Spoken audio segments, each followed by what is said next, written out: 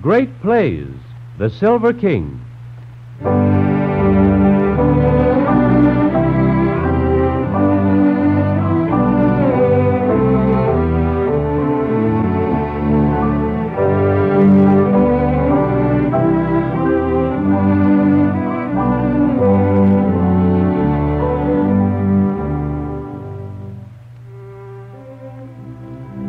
I held it truth with him who sings on one clear harp of diverse tones, that men may rise on stepping stones of their dead selves to higher things.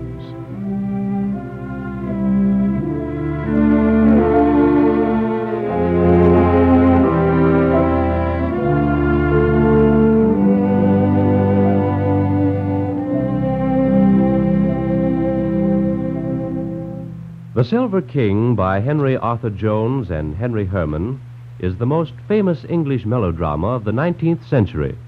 An instantaneous hit from the moment of its respective openings in both London and New York, it continued to be a popular success throughout the world for over 30 years and is estimated to have netted a theatrical fortune of between $3 and $4 million. In dealing with the play of the sentimental 80s, we may be excused, perhaps, for indulging in a few moments of sentimental reminiscence.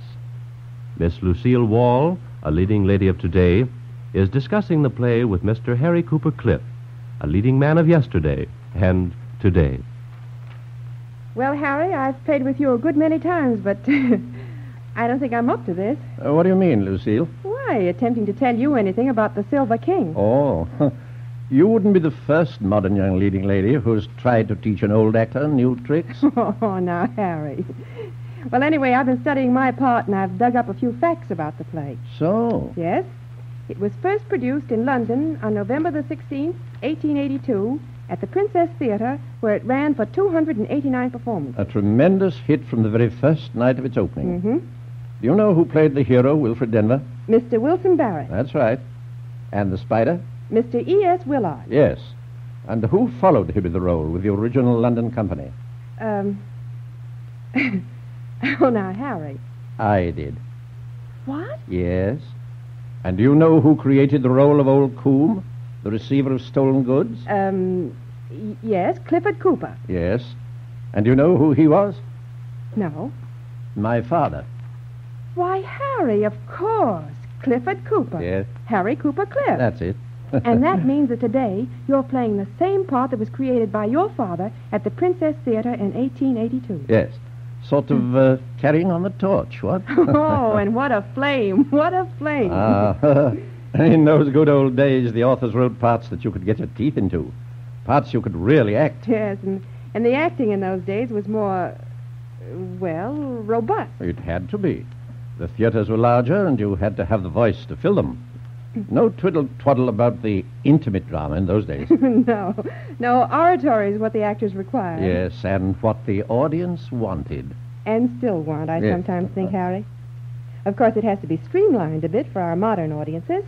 And that reminds me, Harry, among our listeners today are several who saw the original 1883 New York production of The Silver King. Oh, really? But one listener in particular we're very, very proud of. Mr. Arthur Wallach, son of the famous actor-manager Lester Wallach, and the only living founder of the Lambs Club. Mr. Wallach arranged with Henry Arthur Jones for the New York production of the play at Wallach Theatre on January the 27th, 1883. Last week, on April the 15th, Mr. Wallach was 91 years old. Good gracious. Mm-hmm. So to him today, in honor of his 91st birthday, we wish to dedicate our radio performance of The Silver King. Oh, that's wonderful, wonderful, wonderful. And he didn't forget you members of the cast either. Oh? We asked him if he had any message for you, and a humorous twinkle came into his keen eyes, and a warm smile glowed on his face, and he said, "Tell them I hope they do well." Oh, really? Well, I hope we do. So now, for Mr. Arthur Wallach, The Silver King.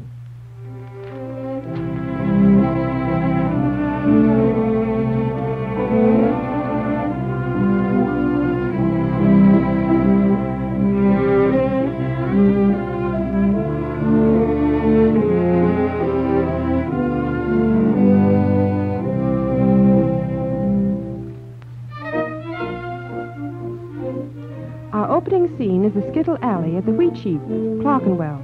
Old Jakes is addressing the landlord, Mr. Tubbs.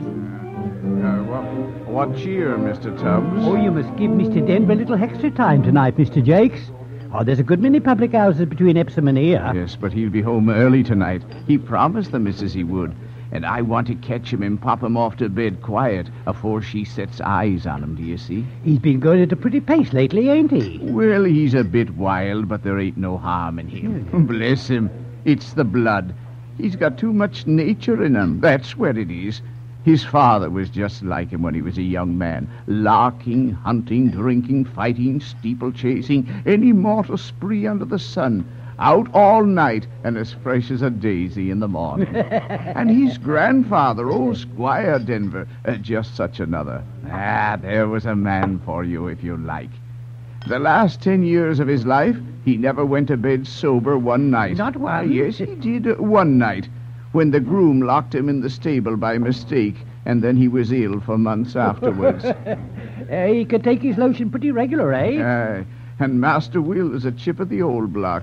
He'll make a man yet. Yes, I'm all right. I'm all right. I'm drunk as a fool. I've lost every cursed halfpenny I've got in the world. I'm all right. Oh, bad luck again, Master Will. The devil's own luck, Jakes. Put everything on pedicate. And I'm ruined, Jakes. Oh, no, Master Will, don't say that.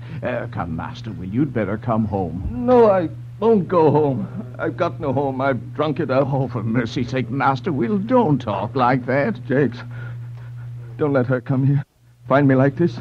Tell her I'm not to be found. Tell her any lie that comes handiest, but don't let her see me. Be off now. Be off. Oh, poor Master Will, ruined. What'll become of the poor missus and the dear little one? There's always one way out of it. If it wasn't such a coward's trick, I'd do it. If you don't know what to do with that revolver, I'll take care of it for you. Oh, thank you, Mr. Baxter. I do know what to do with it. Much obliged for your advice. Oh, Tubbs, how do? How do, Harry? Henry Corkin, Esquire, from you, Tubbs, if you please. Oh, Henry, is it? That blue ribbon for a win in the place landed £500. No. Look there. Champagne for everybody. Come, gentlemen all, drink my health. The spider at last. My dear boy, I'm so glad you've come. If you accost me again in a public place, I'll wring your neck for you, you old weasel. But my dear boy, business is business, and it's a big fortune for us all. A sack full of diamonds in Hatton Garden. No risk, no danger, all as safe and easy as saying your prayers. How do we get in? Cut through the wall of the next house. That young corker to the bar there is Geoffrey Ware's clerk. He sleeps in the house we want to get into. You hold your infernal cackle. Don't you see that man watching us? It's Baxter, the detective. Baxter, the detective? Yes, you fool. Don't look at him. He means to follow me up. I'll throw him off the scent directly. Now, gentlemen, let's be merry. Drink up. Look here, I made my money like a gentleman, and I'll spend it like a gentleman. Just relieve that young fool of those notes while I draw off Baxter's attention. You'll be able to get hold of him when you've picked his pockets. You'll be there as soon as it's dusk. 114 Hatton Garden. Where's the ancient Briton? He'll be on the spot. Right. Ah, so you want to have a finger in our pie, do you, Sam Baxter? That's right. Follow me up. I'll lead you a pretty dance tonight. Hi, boy. Get me a hansom. Hey, gentlemen, float if I don't stand you another bottle of champagne. I've got money enough. Here, what's this? Somebody stole me money. What? Nonsense, Henry. There ain't no thieves here. Yes? Steal again. I felt it's gone. Somebody's got it. Somebody must have it. Now, come, gentlemen. No larks with the poor young fella. If you've got his money, give it back to him. I'm ruined, you know. I'm ruined. Why, of course. That man must have it. Which? Why, Baxter. The man with the billycock hat and check trousers. I saw him sneaking round your elbow. He's got it. Which way did he go? This way. Come on. I'll help you catch him. Oh, I should know the rascal again when I see him. Come on. Come on, gentlemen. Help me find him. I'm ruined. I'm ruined. There's another man ruined to cheer up. We'll go to the dogs together. Tubbs, give me some brandy. You've had enough, Mr. Denver. I'm the best judge of that. It's a free country. Anybody can drink himself to death at life. All right, it's your funeral. There, what is it? There you are, my fine fellow. I think my plan's working pretty well. I think Nellie had better married me after all. Stick to it. I'll bring you to the gutter. I'll see you in the workhouse yet before I've done with you. Well, Will, how are you? I'm 3 parts drunk and the rest mad, so keep out of my way, Geoffrey Ware. Nonsense, Will. I never saw you looking so bright and sober. I'm very glad for Nellie's sake. Whose sake? Mrs. Denver, excuse the slip of the tongue. She was once engaged to me, you know. She knew better than to marry her, didn't she? Yes, it seems she did, for she married you. Yes, and she'll stick to me through thick and thin. Why, you sneaking cur. You think my wife can't see through you? Oh, come, Will. I don't bear you any grudge for taking away my sweetheart. I'm only too glad to see what a nice, kind, sober husband she's got. I warned you once, and take a fool's advice and keep out of my way. The devil's in me tonight, and he'll break out directly. Oh, well, take care of yourself, dear boy, for my sake. Give my kindest regards to Nellie. You cur! Will. Nellie, you here, you in this place. Yes. Isn't a wife's place by her husband's side? Not when he's such a husband as I am. You go home, my darling. You go home. I'll come by and by. No, my poor Will. Come now. Nell, I've lost every sixpence I've got in the world. Tomorrow you and the chicks will be starving. Nell, my bonny girl, look at me. What made you marry a drunken brute like me? Because I loved you. I love you still. Oh, never mind the past, dear. Come home and make a fresh start tomorrow. Oh, I can't. I must go on. Oh, don't say that, dear. You must stop yourself for my sake. Sweetest, truest wife a man ever had. And married to such a wretch as I am. Don't you come here. You only make me think of what a brute I've been to you. Will, I've just put our little Sissy and Ned to bed. And they said, God bless, dear father. Oh, don't teach them that. Don't teach them to pray for me. Teach them to curse and hate me. Go away, Nell. Go home, my girl. Go home. No. Tubbs, give me some brandy. Don't keep me waiting. Another brandy, Mr. Denver? Have you suffered enough? Geoffrey Ware, that you should see me here. Has he dragged you deep enough into the mire? Or will you go deeper still, to rags and to the gutter? Nellie, you once promised to be my wife. Yes, and I repented even before I promised. I never loved you, and you know it. You worried me into a consent, and when I found out my mistake, I told you of it and married a better man. Yeah. And there stands the better man. Another brandy. Look at him. A pattern husband. Another brandy. Respectable, sober. Oh, what harm have I ever done to you? You married him. I swore that day I'd ruin him, and I've kept my word. Good evening, Mrs. Denver. Stop, you cur, and answer to me. Dear fellow, you're drunk, you know. Will, he's not worth it. Let me get at him. Let me go. Master No, Will, he's not worth it. What are you going to do, Master I'm going to kill that man. I'll shoot him like a dog. Will, stop. Oh, will nobody stop?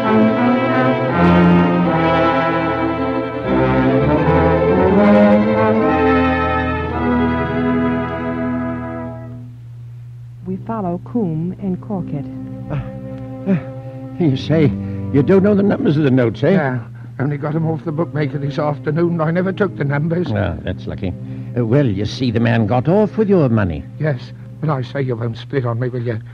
I borrowed that money to put it on Blue Ribbon. Borrowed the money? Yes, £80 off my governor, Mr. Ware. Oh, I see. Without his knowing. Ah, that's awkward. That's very awkward. I got the straight tip. I knew Blue Ribbon was immoral, and I meant to put the money back. Honor bright, I did. Of course you did. You was actuated by very honourable intentions. And I shall be found out tomorrow and have to go to quad. Ah, that's a pity. And the worst of it is the judges are so unfeeling to parties as borrows their governor's money without mentioning it to their governors. Are they? Oh, brutal. Especially to young men as borrows their governor's money to put on horses. You don't say so. I say, how long do you think I shall get? Well, if you happen to get a nice, kind, feeling judge with his stomach in good working order, you may get off with, say, 7 years. 7 years? Yes, but don't you reckon on that. because there was a young fella tried at the Old Bailey a week or two since for borrowing money just as you've done. Handsome, pleasant young man he seemed to be, just like you. Yes? And what did he get? Well, he got 14 years. 14 years? Yes, I felt quite sorry for him. What can I do? Well, now, look here. I've took a bit of a fancy to you, and I'll tell you what I'll do. I'll lend you £80. You will? You're a brick. Yes, providing you'll oblige me in a little matter. I'll do anything for you. You're a jolly kind old man, and no mistake. Now, you...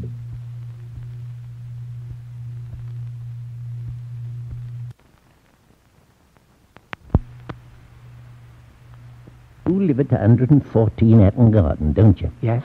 Who sleeps in the house besides you? Only me governor and the old porter. Your governor spends his evenings out, don't he? Comes in about 12 as a rule. Well, now, a friend of mine wants to spend half an hour in your governor's sitting room tonight. What? He's a photographer, and he's taking night views of London. Now, could you let us into the house and keep the old porter out of the way? I say, what's up? Never you mind. Will you help us, or will you go to quad tomorrow? I'll help you. Ah, that's a very sensible young man. Now, dear boy, you stroll on just in front of me. Now, don't you get out of my sight. That's it. If I once get out of this mess, I'll never get into another. Yeah, now, that's all done neat and clean. Now to Mr. Geoffrey Ware's. If the ancient Briton can't work in off the leads, this young gentleman will open the front door for us. And all we've got to do is to walk upstairs.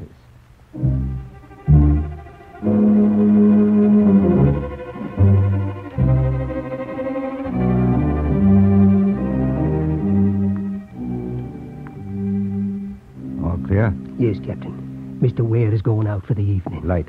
Turn on that lantern. Give me my tools. You'll find them in that pocket. Beauties, ain't they? I was a week making them jimmies. Well, it was time well spent. What the plague did you want me for tonight? I was just starting for Lady Blanche Winter's dinner party. What the blazes has that got to do with me? If you're above your business, say so, and I'll crack the crib myself. Give me the plan. The safe's just the other side of this wall here. Shut up. Not so much cackle.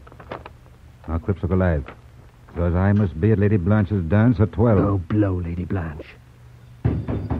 What's that row? What? My dear boy, there's that tipsy fella down at the door, playing deuce and Tommy. Swears he'll pull the house down if we don't let him come up. What's he want? Mr. Ware won't take our word he's out. What can we do? Send him up here. What? Yes, Here? tell him Mr. Ware's at home and send him up. Where's my chloroform pad? Ah, here it is. I'll soon quiet him. Cripps, out with that light. Stand here behind the door. Right. There he is. You'll find Mr. Ware in that room. Now, you hound, come out and settle accounts with me. Come out and show your face. Where are you?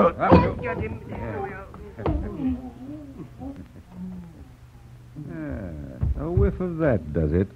That revolver. Take it away from him. Put it on the table. Lie there, you brute. You won't trouble us anymore. Put that revolver down, Cripps, anywhere on the table. Now look alive. Show me a light. Yeah, where are you? I say, clear out of this, all of you. Here's my governor coming back. He's left something. Crikey, here he is. Hello? Well, what are you doing here? Who are these men? What business have you here? We are friends of your clerk. He insisted on our coming here to spend the evening with him. But if you'll excuse me, I have an appointment. Wait a bit. I want this thing cleared up. These are burglar's tools. A revolver. Help! Murder! Thieves! Take that, you fool, since you won't be quiet. My dear boy. He's killed him. This is He's terrible. killed him. He's all swing for this. You will if you don't keep your mouth shut. We must risk the ledge. Come on out the window. We mustn't be seen coming out of the door. Come on, Spider, or else they'll follow you for this. I've gone a step too far this time. The fool. Why wouldn't he let me pass? I thought I heard a noise like a shot. I must have been dreaming. Hello, who's this? Why, it's Mr. Denver. How did he get in here? Mr. Denver, wake up, sir. Drunk again. Dear Mr. Denver, wake up, sir. All right. Don't be in a hurry. Where am I? You're in Mr. Ware's room at Hatton Garden, sir. Oh, yes, of course I am. Shall I light you downstairs, sir? No, I'll go soon. Who is it? Leaker? Yes, it's Leaker, sir. You know me, Leaker? Oh, yes, I know you, sir. I'd better let him stay. He won't do any harm. I'll leave you the candle, sir. You can go home when you've quite woke up. Good night, sir. I'm going to bed. Mind you latch the street door when you go out. Good night. That's the street door. All right, Leaker. What am I doing here? Well, this won't do. Get home. Get home, you drunken scoundrel. Oh, my head. What's the matter with my head? Oh, what place is this? Oh, Geoffrey Ware's room.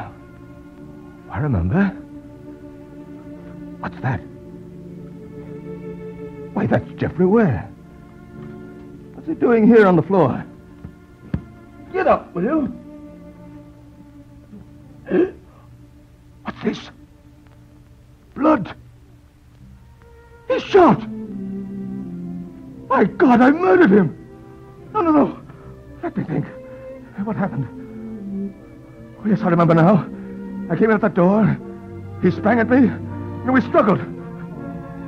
My revolver, let me look at my revolver. One barrel fired. He's dead. Dead. I've killed him. I've killed him.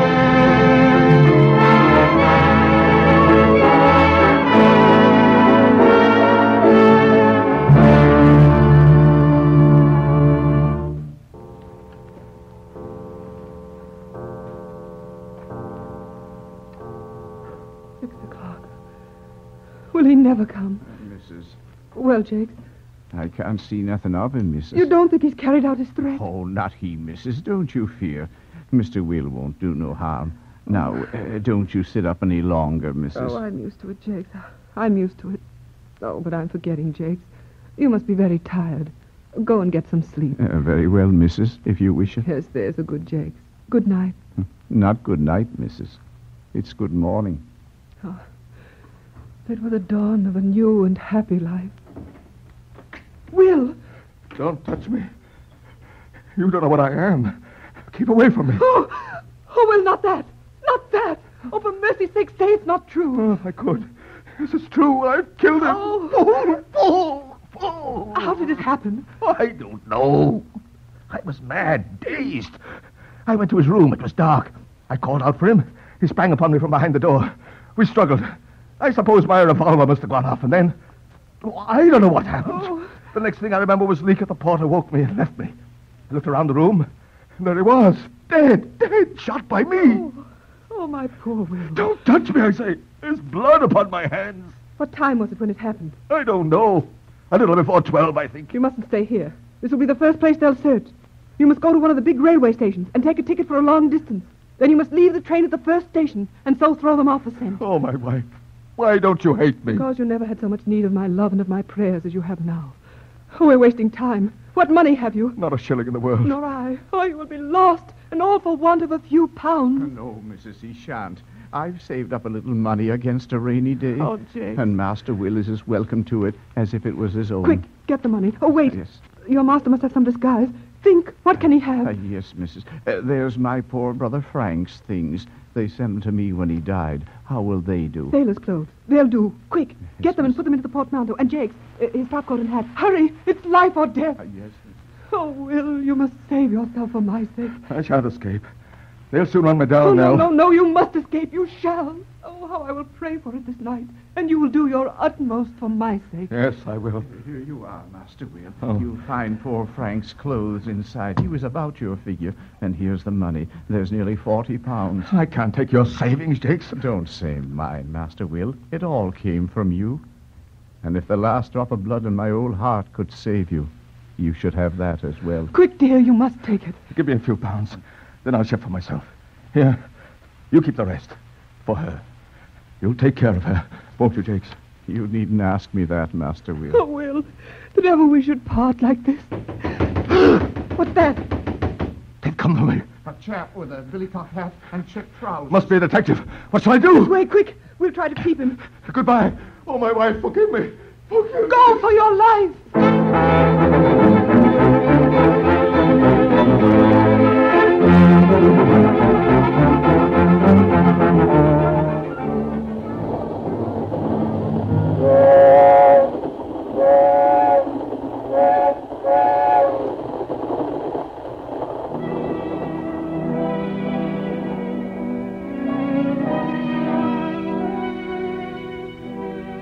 the tap room of the Checkers, a wayside inn. Denver, now clean-shaven but travel-stained and in sailor's clothes, has limped in exhausted. 2 tradesmen are bickering with the parish clerk. When you've quite finished with that paper, Mr. Parkin. When I've quite finished with it, Mr. Binks, I'll hand it over to you. Yes, Parkin, don't be greedy. Let's all have the benefit of the news. I'm reading about a murder as was committed in Hatton Garden, London, last night. I like a good murder. It's very pretty reading. Have they found out who done the murders you're reading about, Mr. Parkin? Oh, yes, a party by the name of Denver. There ain't no doubt about it. That's a pity. It takes away all the interest and excitement. Parkin gets more hoggish over the paper every day. Read it out loud, Parkin, then we can all hear it. Very well, gentlemen, if it's the wish of the company. I think it's my turn to read out loud tonight, Mr. Parkin.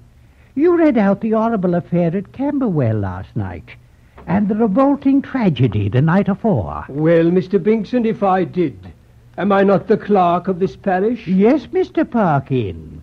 But because we're obliged to listen to you on Sundays, when you've got us in church and we can't help ourselves, is no reason why you should bullyrag us on weekdays when we got the right of reply. Perhaps you're not aware, Mr. Binks, that the Lord Bishop of this diocese has particularly admired my reading of the Psalms. Very likely, Mr. Parkin. But then the Psalms is one thing, and the Daily Telegraph's another. Gentlemen, I'm in your hands. Go on, Mr. Parkin, read out. Let's hear all about the murder. Wilfred Denver, a young fellow of good connections who has lately been leading a life of gambling and dissipation, and who had returned from the Derby in a drunken frenzy, aggravated, it is said, by heavy betting losses. Wheeler! I really cannot read, sir, if you interrupt. Who asked you to read? You talking about the Hatton Garden murder? Yes, sir, we are. Oh, I know Hatton Garden very well. Have they discovered anything fresh? No, that's only the morning paper. The evening paper ain't come yet. They hope they catch the man before long. Oh, I expect they'll soon run him down. Yes, I expect so. Stranger in these parts, eh? Yes. No, I know them little. Sailor, eh? Yes. Oh, where might you be making for, I'm going to join my ship. And where might that be, mate? She's oh, what the devil's that got to do with you? Waiter! Yes, sir. Show me to a private room where these men can't pester me. Pester him? Why, what's the matter with him, man? Pester him, indeed. I wonder who he He's is. a madman, that's what he is. Did you notice how he said? Perhaps he's escaped from somewhere. Right this way, sir. On a guard. He's a dangerous character to have about the air. Here you are, sir. Thank you. You look tired. Yes, my girl, I am. What's the matter with your foot? Oh, nothing. Oh, that's a fib. You're quite lame. No, I walked a good bit today. I'm dead beat. Never mind. You'll be better tomorrow. Yes, I shall be better tomorrow. Bring me some water, will you? Yes, sir. Anything else? You get the London evening paper here? Yes, sir. It generally comes about this time. Let me have it the moment it comes. Don't look at me. There's a good girl. Now, go out, shut the door. Don't let me be disturbed. Poor fellow. I wonder who he is. How long will it last? Wonder if anyone saw me jump from the train. Must be about 8:15. And yesterday at this time I was innocent. Yesterday he was alive. I could laugh and play the fool. And now... Oh, God, put back the universe and give me yesterday. Too late. Heaven work out some way of escape for me. Not for my own sake, not to shield me from the just consequences of my crime, but for the sake of my dear wife and innocent children. Yes, sir. There you are. Thank you, my girl. You ain't a bit like a sailor. Why not? What makes you think that? Oh, sailors are always hearty and jolly and want to kiss me. I know you've hurt your foot. I wish you'd let John the ostler see it. He's as good as a doctor for sprains. He'll tell you what to bathe it with. No, let me alone. That's all I want. Well? Paper, sir. Oh, thank you.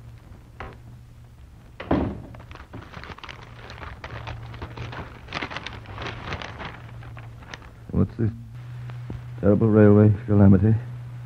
7:35 express from Euston. That's the train I was in. A collision. The 3 front carriages with all their occupants were burning for upwards of an hour. Nothing was left of them but cinders.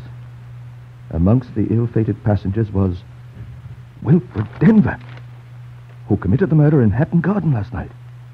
What's this? And was thus paid the last penalty of his crime in the very act of flying from justice. Paid the last penalty of his crime. And I'm dead. Dead to all the world. Merciful Father, thou hast heard my prayer and given me life.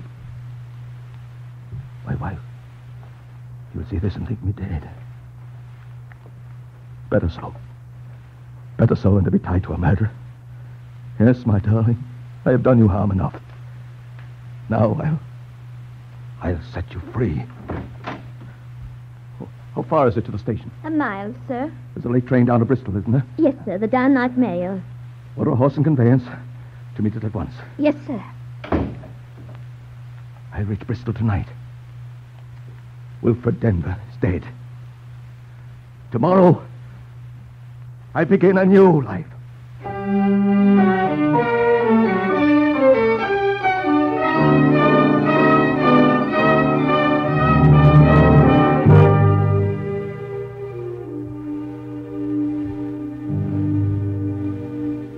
3 years have elapsed. The spider still flourishes on his ill-gotten gains. Nellie Denver and her 2 children are living in dire poverty, but still served faithfully by loyal old Jakes. Wilfred Denver has changed greatly in 3 years. Grave and subdued, his hair almost white, he has come back to find some trace of his loved ones. The bleak winter wind seems to chill all hope of success. He pauses near a schoolhouse to watch the children romping out.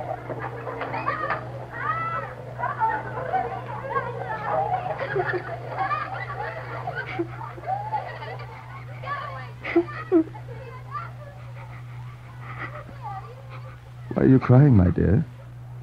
The girls won't play with me. They won't speak to me. Why, how's that? What makes them so cruel? Come, tell me all about it. You're not afraid of me, are you? No, I like you. That's right. I thought we should get on together. Now tell me all your troubles. Why won't they play with you? You won't tell anybody, will you? No, I promise you. It'll be a secret. They say my father killed a man. Oh, that makes you turn away from me. No, my dear, don't think that.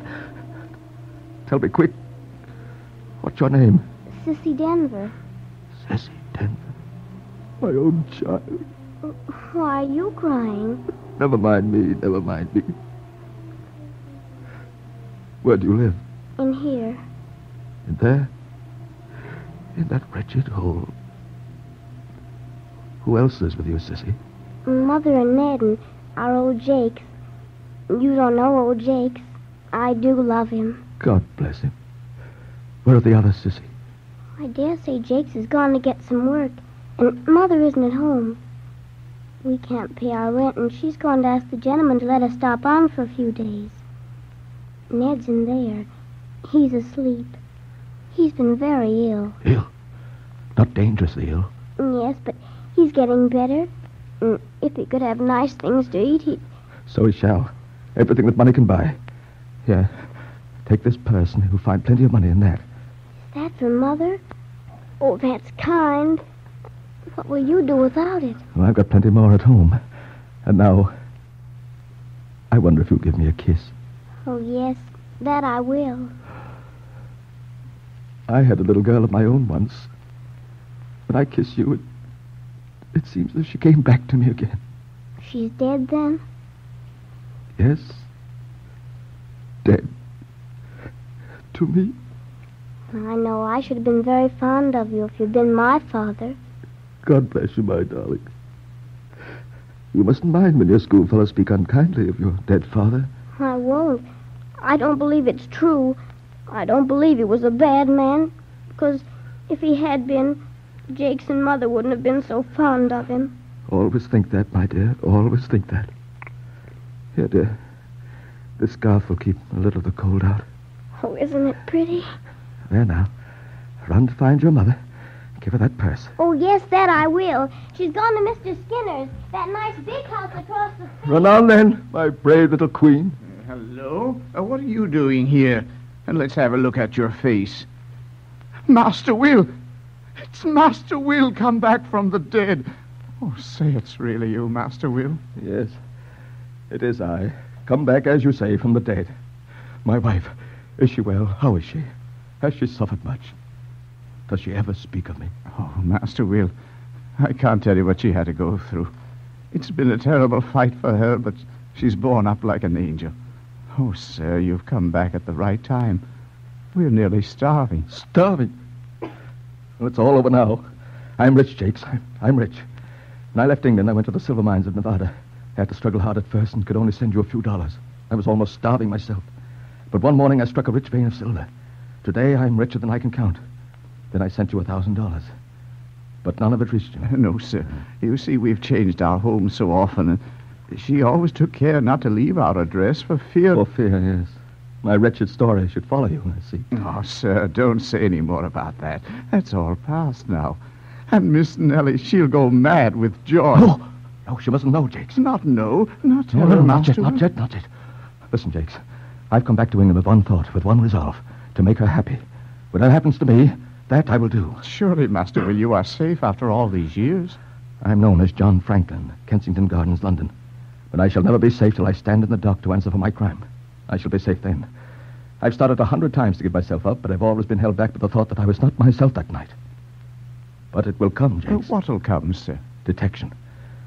If I were to join her, suspicion would be aroused at once. I might be discovered, dragged from her side, tried, condemned, and hanged. Oh, Master Will, if the missus could but know, if she could. Not yet, know. Jakes. Now listen. You shall take her from this poverty and put her in her old home with everything that money can buy.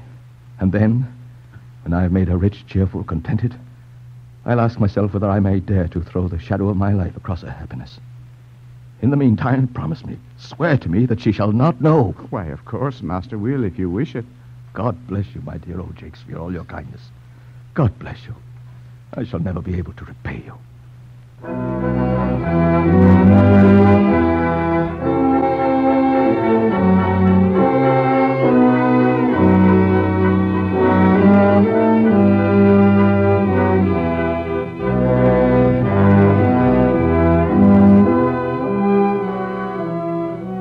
6 months elapse. Nellie and the children have been moved back into their old home at the Grange. But old Jakes is having difficulty keeping his happy secret. You know, Mrs., all this money is, as you may say, yours. Mine, Jakes? Yes. You see, my Uncle Samuel left particular instructions in his will. Well, never mind about my Uncle Samuel. We'll drop the subject. Well, aren't you happy now you're back in your old home, Mrs.? Yes, Jakes. I am happy. Quite happy, Mrs.? Yes, Jakes. Happier than I ever hoped to be. There's something, Mrs., I can see. There's something you miss. Now, ain't there? Tell the truth. Yes, Jakes. There is. What is it, Mrs.? I've ordered them to lay out the garden just as it used to be, and to plant a new chestnut tree where the old one was blown down. Oh, Jakes, can't you see what it is? I'm back in my old home without the man who made it all dear to me. Without my Will.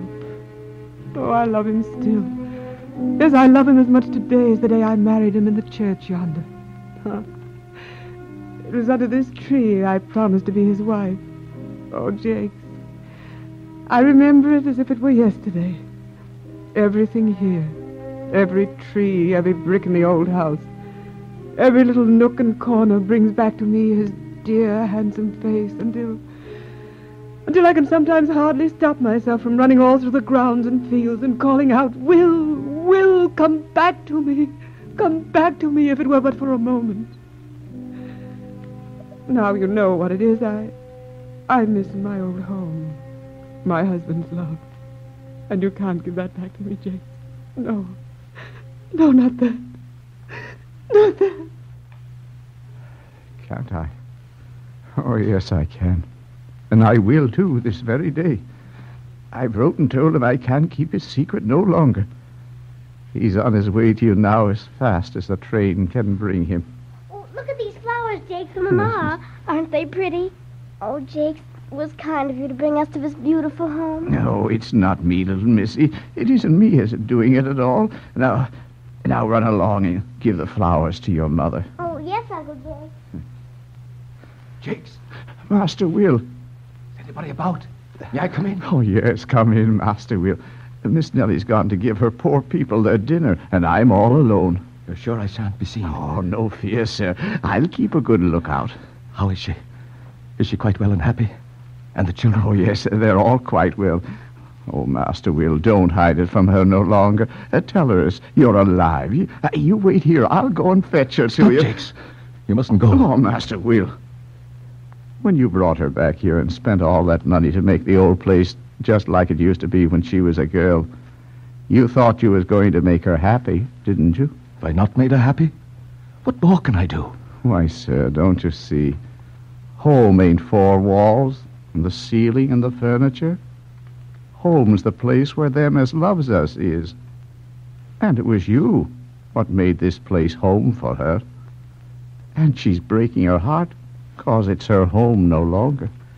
Jakes, I will tell you why my wife must not know that I'm alive. When I have told you, you must never speak of it again.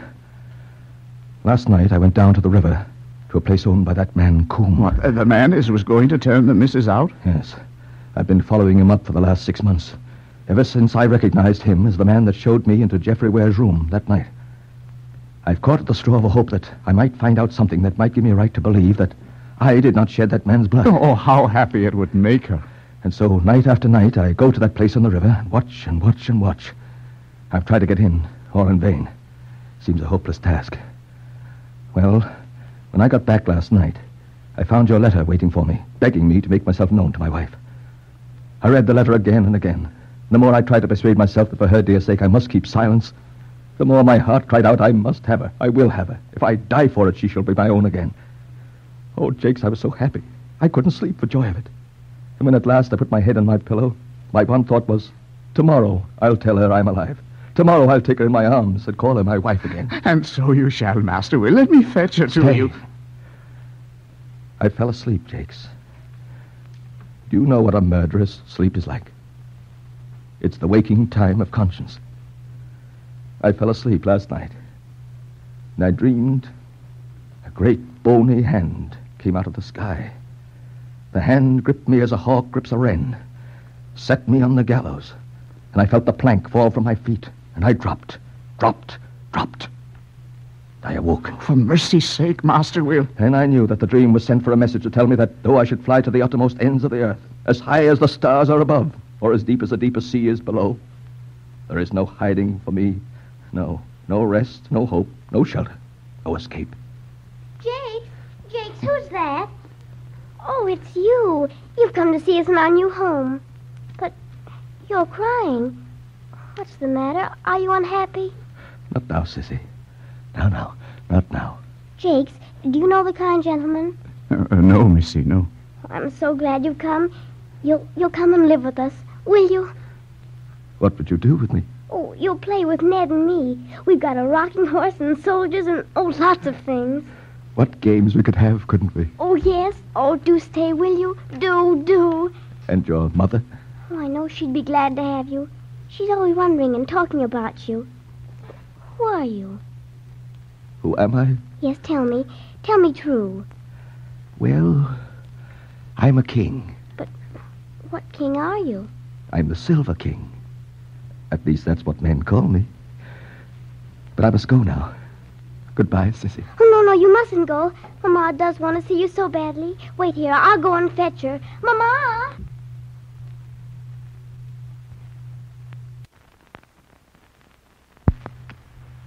Mama? Master Will, won't you stay? No, Jakes. Let me go. Not a word for her sake. Let me go. Come on, Mama. Yes, darling. Where is he, Jake? Where is he? Where's who, Mrs.? The gentleman who was here who gave the purse to Sissy. Oh, yes, Mrs. There was a gentleman here, but as he was rather pressed for time, he had to go to catch his train, and the train's gone. Oh, Jake, that's the story. Train's only just started, but I heard the whistle and I can see the smoke. Jake, why don't you tell me the truth? It'll come out. It'll come out. Who is this man? This gentleman who gave the purse to Sissy? How should I know? Jake, I will take no more money from you, no more food, no more shelter, till I know where it comes from. Who is he, Jake? Who is he, I say? Oh, Mrs., can't you guess? Jake, I knew it. I knew it. Oh, he's alive. Sissy, oh, my darling, kiss me. Kiss me. Your father is alive.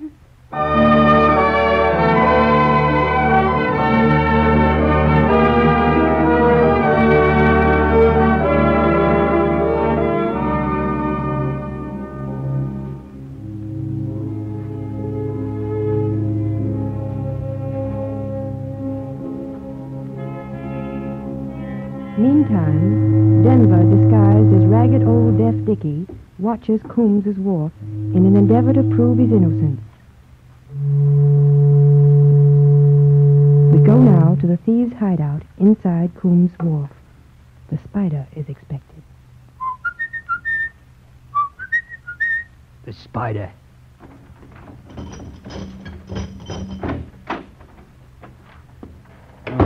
Where is the Venerable Coombe? Here, my dear boy. I'm delighted to see you. Reciprocated, Mr. Coombe. There's something magical in the grasp of your hand. It's horny and dirty, but what of that? It's honest. The shake of an honest hand does me good. Now, Coombe, sharp's the word. Let's get to business. Well, I'll send off Dickie first. Boil me down into mock turtle soup. What's the matter, Cripps? Why, the deaf chap would be just the man to keep this here crib. Yes, we ought to have somebody here. What's the fellow like? Well, he's deaf, but he's a hidget. The police would never be able to get anything out of him, and he could never tell any lies about us. Ah, that's the sort of a man we want. Bring him in. Let's have a look at him. Here. Hey, you. Hey, Dickie. Come in here. Here, come in here. What's your name? Eh? What's your name? Yes, Governor. What's your confounded name, you thick-headed doddy-dod?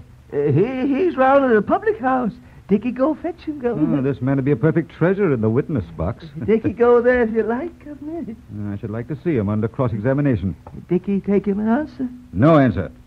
Listen, you want work, don't you? Eh? Work! Oh, work. Oh, yes, Governor. Dickie work very hard, scrub floor, run my stiff. Dickie, do what you tell him. Coombe, this man is like you. He'll do anything for an honest living. Well, shall we have him? Dickie, be as faithful as a dog. Give poor Dickie a chance, Governor. He's as safe as anybody we can get. All right, Coombe. Give him a trial. Eh? What did you say, Governor? No, he'll tell you. I can't shout any more. You can come on here as porter and sleep on the premises. Look, 15 shillings a week. Eh? 15 shillings. Oh, thank you. Thank you. Dickie's so glad. Dickie's so glad. All right, now come this way. I'll show you where you've got to sleep. Eh? Sleep. Oh, Sleep. Come on. Dickie stay here always. Dickie very fond of Mr. Coombe. Thank you. Pips, I want you to make me some keys to fit these molds. Oh, Who the plague is that? I know. It's the Duke of New York. He must have followed Dickie. You better let him in, or else he'll kick up a row. Hello, dear boys. Oh, Spider, old chummy. Bless you, bless you. Bless yourself. Pray for some brains. What do you want here? LSD, especially the ale. What have you done with the last 20 pounds? Blowed it. Why, it's our young friend Henry Corkin. Dear old Father Christmas. Now, Coombe, have you stowed away your March hare? Yes, I've took him up to the cockloft and I've given him some bread and cheese and left him. He seems happy enough. In business. Sharp. Where's the money box? How much? 180. What? Only 180 for all that plate? I'd better have left it in Sir George's sideboard. I shall miss it the next time I dine with him. Now, my venerable chum, just one word with you about Lady Blanche's jewels. Where are they? Well, you see, my dear boy, I didn't like to leave 'em here, so I took 'em to my own place, you know, my shop in the Gray's Inn Road. I thought they'd be safer there. Now, Coombe, you're telling lies, you know. Lies. And setting a bad example for Cripps here. Those jewels are worth £6,000. And once more for the last time, where are they? Don't get in a temper, Spider. I tell you, I may have a customer for 'em next week, and we'll settle for 'em then. No, we won't settle for them then. We'll settle for them now. Yes, we'll settle for him now. Yes, we'll settle for him now. You infernal jackanapes, what business is it of yours? Every business of mine, Mr. Spider. I means to have 50 quid out of this. Oh, you do you? Yes, and if you don't give it me, I'll let on about Eton Gardens 4 years ago. If you say half a word more, Half a word more. Now, come, my dear boys, no Let's more. stow it, Spider, stow it. I've given you rope enough, Mr. Crockett. Don't you talk about rope, Spider. If he comes to hang in, it won't be me, it'll be you. Curse you, will you never give me peace until I kill you? Yes, like you killed Geoffrey Ware. No! Innocent! Innocent, thank God! Who is that? Who is that? Who is that? Wilfred Denver! What? Stand from the door! Stop Stop him. him! Stop him. Stop me! The whole world shall not stop me now!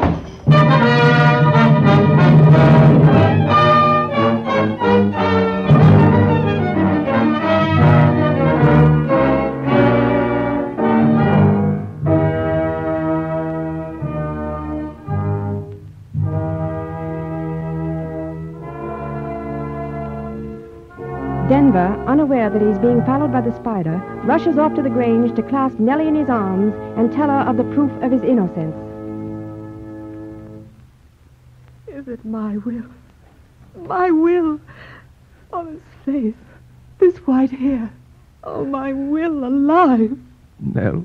Oh, Will, don't speak. Don't say a word. Only let me look at you. Oh, let me cry, or else my heart will break. Oh, don't stop me, Will. Don't stop me. Oh, my darling. That's right. Have a good cry and ease your heart. Oh, Nell, I've such news for you. I never killed that man. I am innocent. Oh, Will, is it true? Yes, my own. Do you think I'm changed? Yes.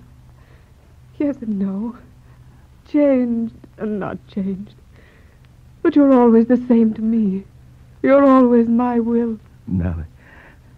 Our children, our little Ned and Sissy, where are they? I was waiting for you to ask that. Oh, gently, Missy. Gently, Master Ned. That's my old rheumatic arm. Now, don't pull it out of joint, you young Turk. Ned. Sissy, do you know me? I'm your father. Put your arms around my neck. Both of you.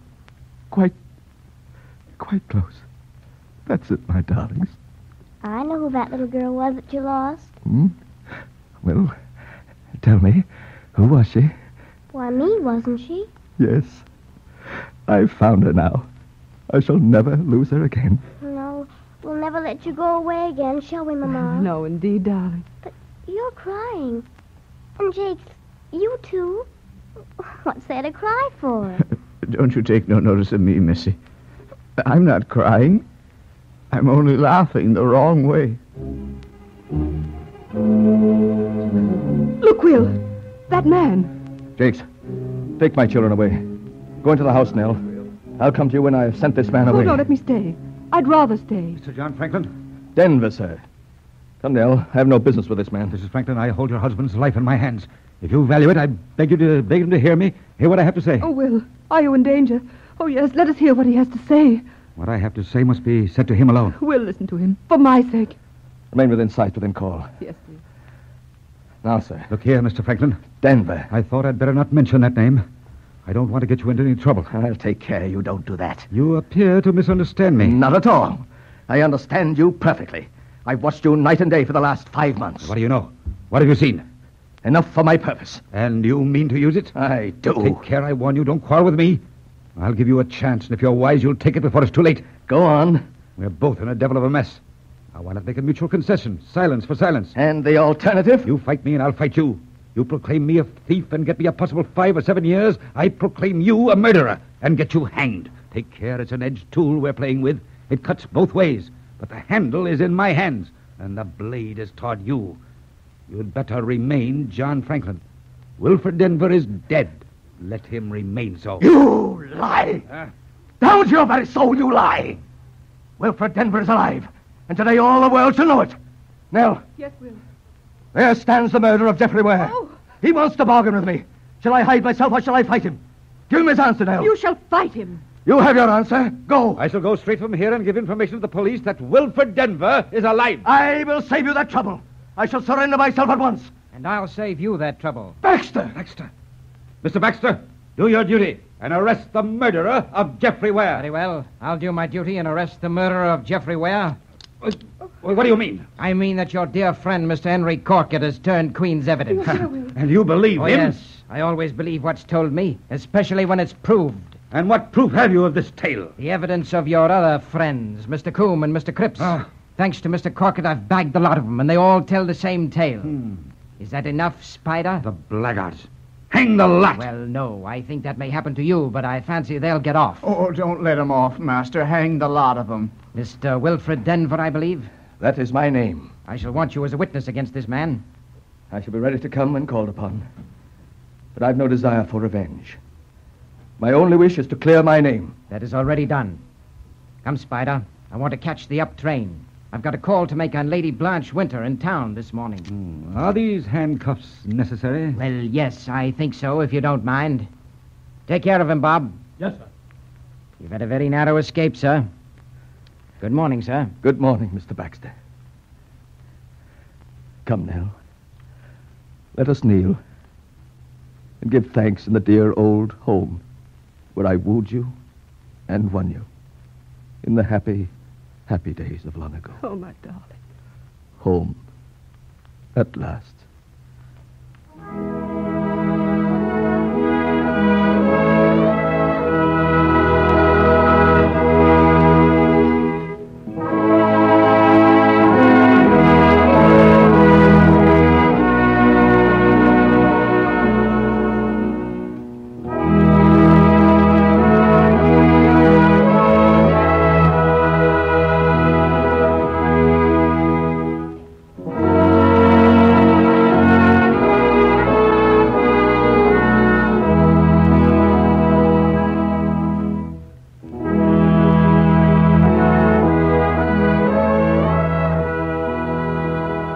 Been listening to the famous old English melodrama, The Silver King.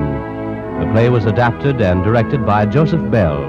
The research was done by Blevins Davis. We also wish to thank Mr. Robert Camel and Mr. Arthur Wallach for their invaluable reminiscences. The cast was as follows: the modern girl, played by Lucille Wall; Wilfred Denver, Charles Webster; Nellie Denver, Peggy Allenby; Captain Skinner, the Spider; Richard Gordon; Elia Coombe, Harry Cooper Cliff; Daniel Jakes, William Shelley; Geoffrey Ware, George Gall; Henry Corkett, Eustace Wyatt; Tubbs, Harry Neville; Parkin, John McGovern; Brownson, William Podmore; Susie, Barbara Weeks; Sissy Denver, Marilyn Erskine; and Baxter the detective, Eric Dressler. The orchestra was under the direction of Joseph Honte. On Saturday, April 30th, the Great Play Series will be scheduled at 5:15 Eastern Daylight Saving Time. Your announcer is Jack Costello. This is an NBC educational feature of the National Broadcasting Company, RCA Building, Radio City.